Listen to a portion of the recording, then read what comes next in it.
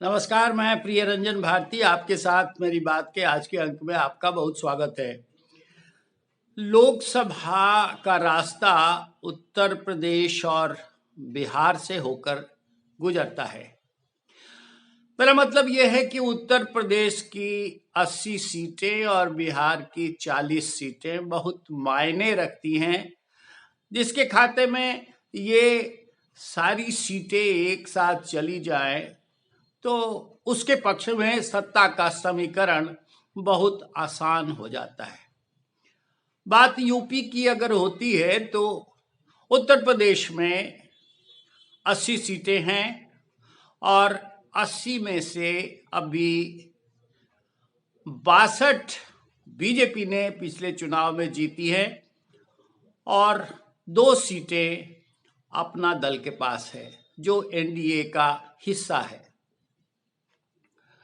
Times now और एनबीटीईटीजी का एक ताजा सर्वे आया है जो चौंकाने वाला है। चौंकाने वाला ये है कि उसने जो भविष्यवाणी की हुई है उसके अनुसार बीजेपी और उसकी सहयोगी पार्टियों को इस बार 62 से कहीं ज्यादा 74 सीटें हासिल हो सकती हैं और अगर ऐसा होता है तो वाकई नज़ारा कुछ बदला बदला सा हो जाएगा। लेकिन भारतीय जनता पार्टी ने भी पूरी कमर कस ली है। उसने 80 की 80 सीटें जीतने का लक्ष्य रखा हुआ है और इसके लिए काफी कवायद की जा रही है। अभियान शुरू हो चुका है। जो 16 सीटें इन्होंने पिछली दफा हारी थी उन पर तो विशेष जोर दिया ही जा रहा है।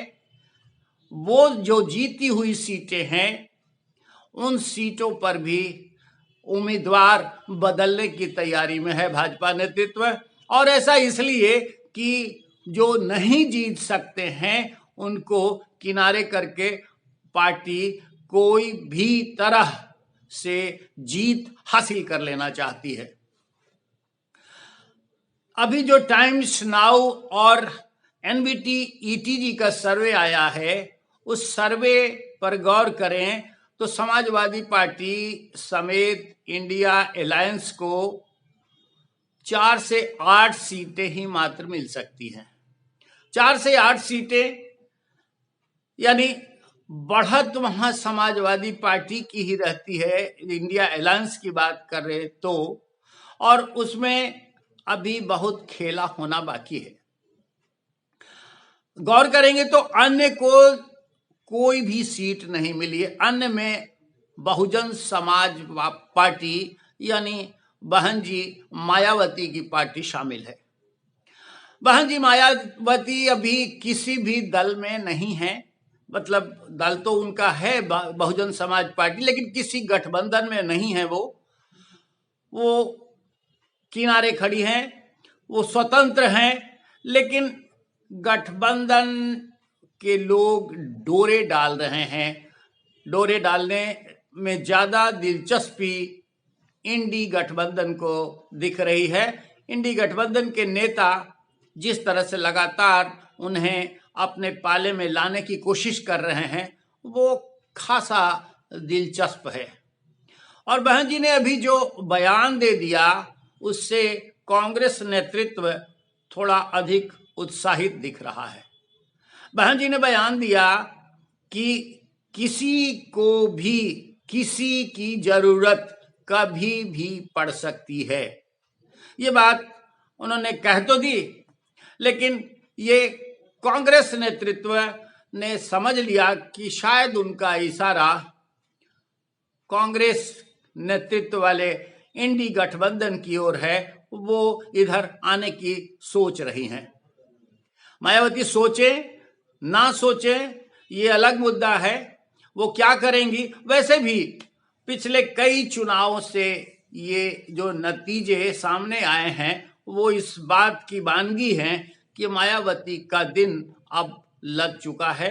उनके वोटों के समीकरण खत्म हो चुके हैं लगभग, और उनका जो जादू कभी हुआ करता था वो बरकरार नहीं रहा। अब ये अलग विषय है, इस पर अलग से कभी मैं वीडियो आपके साथ शेयर करूंगा कि मायावती इस मुकाम तक क्यों पहुंची और कैसे पहुंची।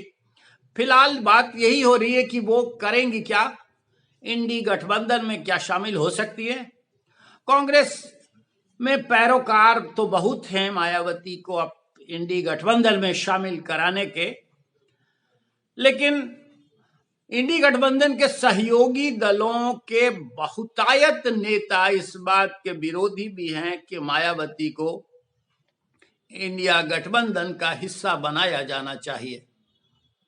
और एक बड़ी मुश्किल ये भी है कि समाजवादी पार्टी नेता अखिलेश यादव इस बात के लिए दृढ़ हैं, वो कठोर बने हुए हैं कि मायावती की समाजवादी पार्टी के साथ वो तालमेल उत्तर प्रदेश में तो कतई नहीं करने वाले। हालांकि अखिलेश यादव ने कांग्रेस नेतृत्व को भी दो टूक कह दिया है कि वो ज्यादा तवज्जो नहीं देंगे। 22 सीटें कांग्रेस मांग रही है और ये 4 से 8 सीटें वहां कांग्रेस को देने के लिए तैयार है। तो क्या कांग्रेस ये सोच रही है कि मायावती को साथ लाकर वो कुछ ज्यादा सीटों पर गुंजाइश अपनी बढ़ा ले, तालमेल कर ले? लेकिन अखिलेश यादव इस सपने को साकार संभव नहीं लगता कि होने दे पाएंगे। अब चुनाव जैसे जैसे नजदीक आ रहा है, गठबंधन को साकार करने की कोशिश, उसको जमीन पर उतारने के लिए सीटों के तालमेल का अभियान तेज होने वाला है। लेकिन जिस तरह से अंतर्विरोध इंडी गठबंधन के अंदर दिख रहा है, चाहे महाराष्ट्र हो, बिहार हो, उत्तर प्रदेश हो या अन्य राज्यों की स्थिति हो, सब में इनके भीतर इतनी ज्यादा अंदर खाने में विरोध है कि वो बड़ी आसानी से कोई रास्ता निकलता हुआ नहीं दिख रहा है। उत्तर प्रदेश में मायावती कोई बड़ा फैक्टर नहीं है। मायावती अगर इंडी गठबंधन में आ भी जाती हैं तो समाजवादी पार्टी को काफी उससे एतराज होने वाला हो जाएगा, और वैसी सूरत में मुझे नहीं लगता कि इस गठबंधन को कुछ हासिल होने वाला उत्तर प्रदेश में दिख पाएगा। हालांकि भारतीय जनता पार्टी जिस तरह से अपने अभियान को लेकर आगे बढ़ रही है और जितना हौसला बनाए हुई है, वो अगर रफ्तार पकड़ती है तो नतीजे कुछ और निकल के आएंगे। अब इसे मुकाबले के लिए समाजवादी पार्टी को, भारतीय जनता पार्टी को घेरने के लिए बहुत ज्यादा मशक्कत करनी पड़ेगी, और इस मशक्कत के लिए उन्हें थोड़ा उदारवादी रवैया भी अपनाना पड़ेगा। लेकिन देखना है आगे निकल कर आता क्या है। अभी तो चुनाव की आहट हुई है, वक्त और लगेगा सरजमीन पर उतरने में, चुनाव की कवायद शुरू होने में, और उसके अभियान में जब सारे दल मैदान में उतरेंगे योद्धाओं को लेकर के, तब दिखने लगेगा कि नतीजा किसके पक्ष में जाएगा और किसके विरोध में। आज के अंक में बस इतना ही।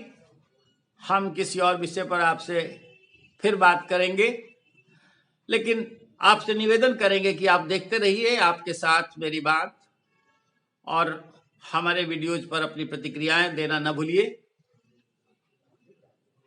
फिर मिलते हैं आपसे, आज्ञा दीजिए, नमस्कार।